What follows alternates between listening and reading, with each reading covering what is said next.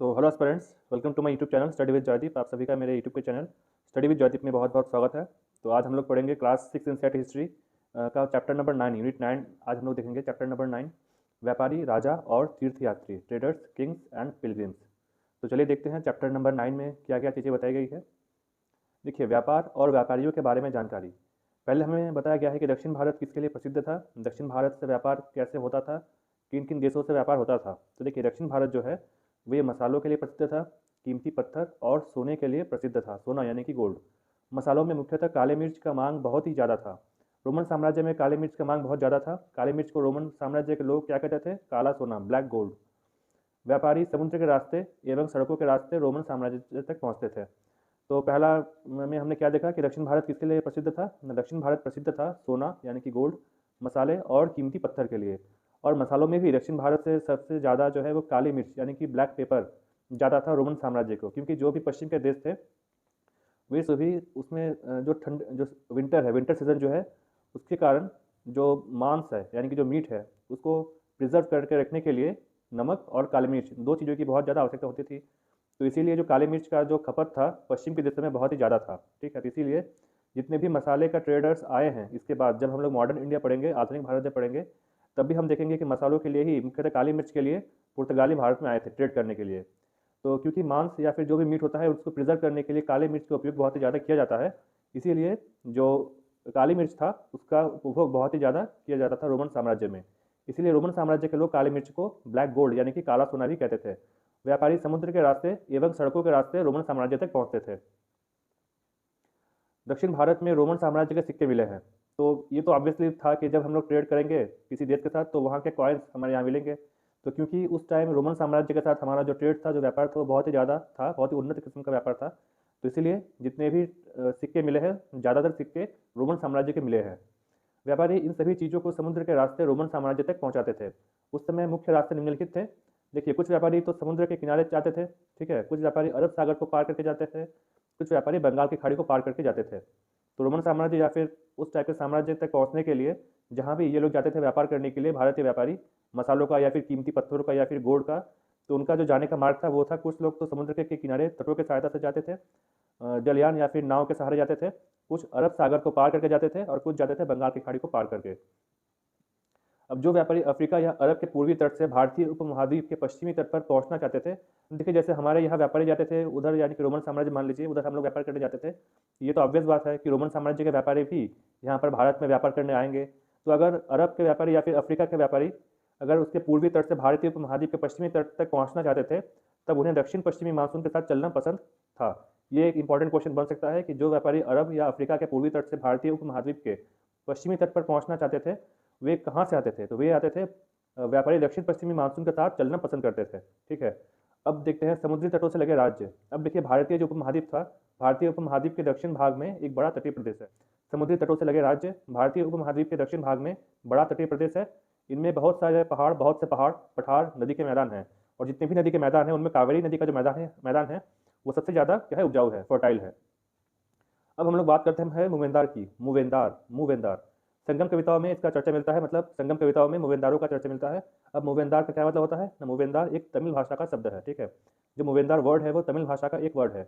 इसका मतलब होता है तीन शासक परिवार, मतलब थ्री टाइप्स ऑफ किंगडम्स। पहला चोल, दूसरा चेर, तीसरा पांडे। तो मूवेंदार कौन है ना? संगम कविताओं में इसका चर्चा मिलता है। मूवेंदार का मतलब होता है तीन शासक का परिवार। ठीक है, थ्री जो रेंस है, जो साम्राज्य है, जो राज्य है, मूवेंदार तीन राज्य को दर्शाता है। वे तीन शासक कौन से हैं? वे तीन शासक हैं चोल राजवंश, चेर राजवंश और पांड्य राजवंश। लगभग 2300 साल पहले दक्षिण भारत में यह काफ़ी शक्तिशाली माने गए थे। मतलब कौन शक्तिशाली हो गए थे ना? चोल, चेर और पांड्य। लगभग 2300 साल पहले चोल, चेर और पांड्य राजा दक्षिण भारत में काफ़ी शक्तिशाली हो गए थे। चोल, चेर तथा पांड्य राज्यों के दो दो केंद्र थे। अब देखिए, जो चोल, चेर और पांड्य राज्य था उसका दो दो केंद्र था। पहला केंद्र उसके तटीय भाग में था, जो कि मेनली मुख्यतः पोर्ट यानी कि बंदरगाह था। और जो दूसरा केंद्र था वो था राज्य के अंदरूनी भाग में, जो कि मुख्यतः जो कैपिटल सिटीज़ है, जो कि राजधानियां हैं, वो था। तो दो सर्वाधिक प्रसिद्ध है यानी कि दो सर्वाधिक महत्वपूर्ण केंद्र कौन से थे? चोलों के राज्य का पत्तन यानी कि पोर्ट, जिसे पुहार या कावेरीपट्टनम कहा जाता है, और पांड्य राज्य की राजधानी मदुरई। तो ये इंपॉर्टेंट क्वेश्चन यहाँ भी पूछा जा सकता है कि पांड्य राज्य की राजधानी क्या है? तो पांड्य राज्य की राजधानी है मदुरई। दूसरा, चोल राज्य का पत्तन या फिर पोर्ट कौन सा है? तो चोल राज्य का पत्तन या पोर्ट है पुहार। पुहार का हम लोग कावेरीपट्टनम के नाम से भी जानते हैं। तो लगभग 2300 साल पहले दक्षिण भारत में चोल, चेर और पांड्य काफ़ी शक्तिशाली हो गए थे। चोल, चेर तथा पांड्य राज्य के दो दो केंद्र थे। पहला केंद्र तटीय हिस्से में था, जबकि दूसरा केंद्र राज्य के अंदरूनी हिस्से में था। दो सर्वाधिक महत्वपूर्ण केंद्र थे, चोल राज्य का पत्तन यानी कि पोर्ट, जिसे पुहार या फिर कावेरी पट्टनम भी कहते हैं। दूसरा पांड्य राज्य की राजधानी मदुरई। अब आते हैं सातवाहन। लगभग 200 साल बाद पश्चिम भारत में सातवाहनों का प्रभाव बहुत ही ज़्यादा बढ़ गया था। सातवाहनों के राजवंश में सबसे प्रतापी राजा थे गौतमी पुत्र सातकर्णी।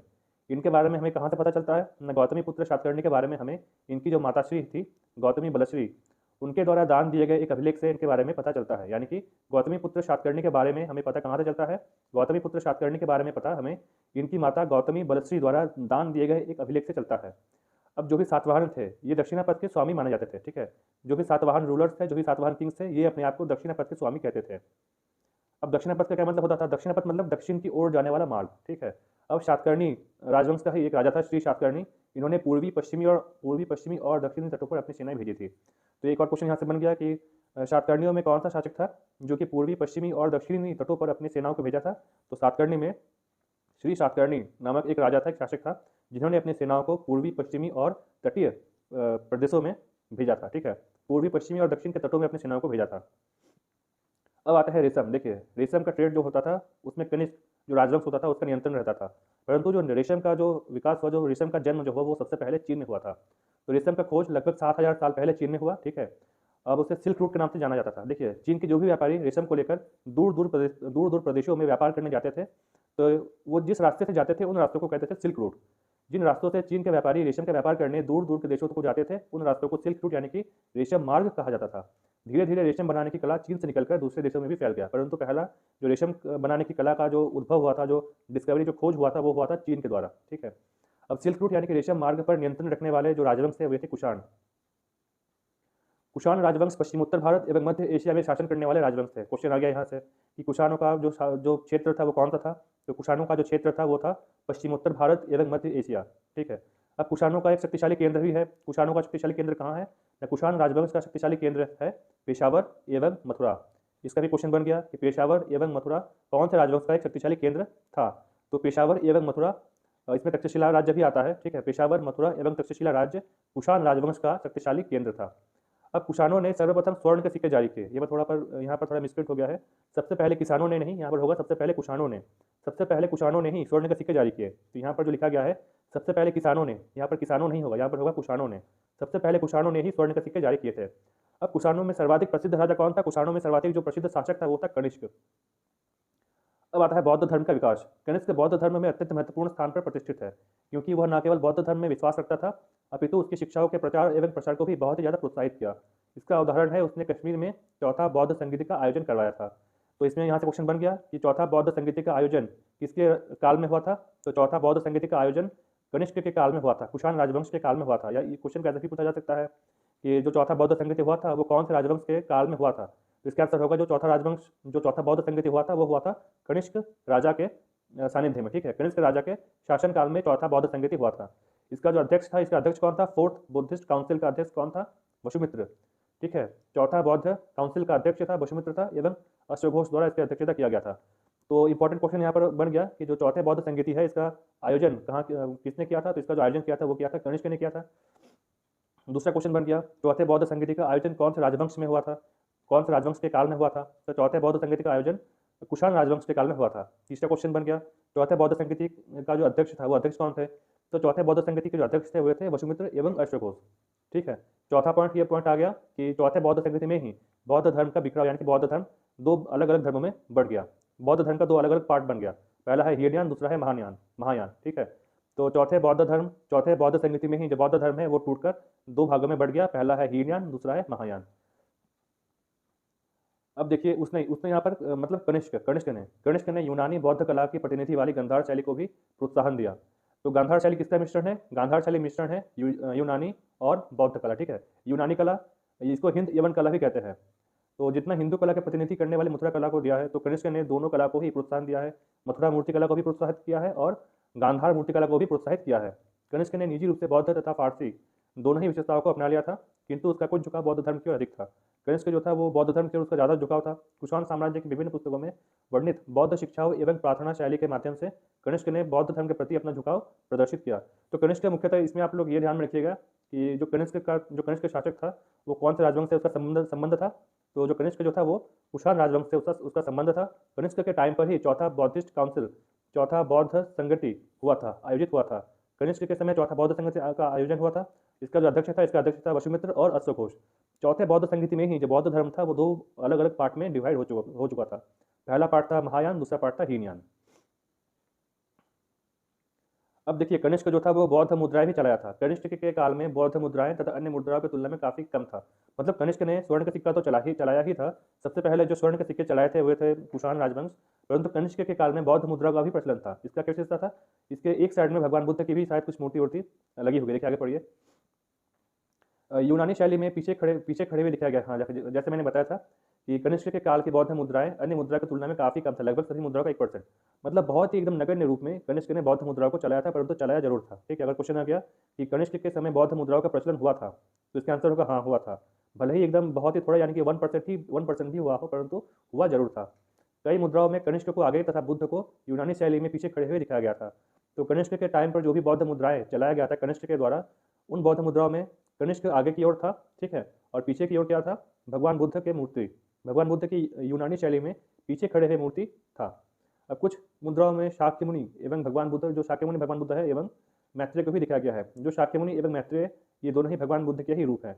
तो कनिष्क के बौद्ध मुद्राओं में किसका किसका हमें मूर्तियां देखने को मिलता है? तो पहला मूर्ति देखने को मिलता है भगवान बुद्ध की पीछे खड़ी हुई मूर्ति, जो कि यूनानी शैली में बना हुआ था। दूसरा था शाक्यमुनि बुद्ध एवं तीसरा था मैत्रेय बुद्ध। ठीक है, कनिष्क के सभी सिक्कों की तरह उसके आकार, रूपांकन, मोटे मोटे खुरदरे तथा अनुपात बिगड़े हुए थे। अब देखिए कनिष्क के टाइम पर कोई स्टैंडर्डाइज्ड कोई पद्धति तो था नहीं कि सिक्कों का आकार एवं प्रकार एक ही समान हो, इसलिए जो सिक्कों का आकार एवं प्रकार था, जो साइज था सिक्कों का, वो डिफरेंट था। तो इसमें हमने ये जाना कि कनिष्क के टाइम पर बौद्ध मुद्रा का भी प्रचलन कनिष्क ने किया था, भले ही बहुत ही कम किया था, परंतु किया अवश्य था। बौद्ध की मुद्राओं में हमें किन किन मूर्तियों को देखने को मिलता है? तो बौद्ध की मुद्राओं में हमें देखने को मिलता है शाक्यमुनि बुद्ध, साथ ही साथ मैत्रेय, साथ ही साथ भगवान बुद्ध के यूनानी शैली में पीछे खड़े हुए मूर्ति। ठीक है, इसको ध्यान रखिएगा। अब है बुद्ध की मृत्यु के पश्चात उसकी शिक्षाओं को लेकर वाद विवाद शुरू हो गया।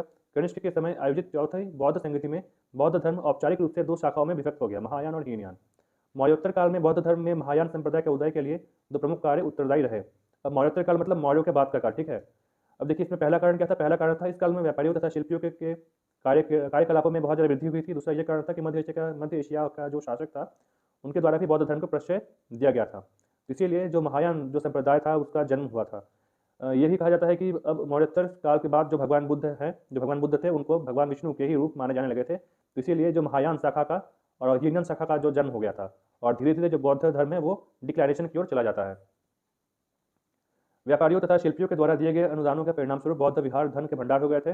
भिक्षु और भिक्षुणियों ने धन का संग्रह करना शुरू कर दिया था, मांस का सेवन करना शुरू कर दिया था, उत्तम वस्त्र धारण करना शुरू कर दिया था।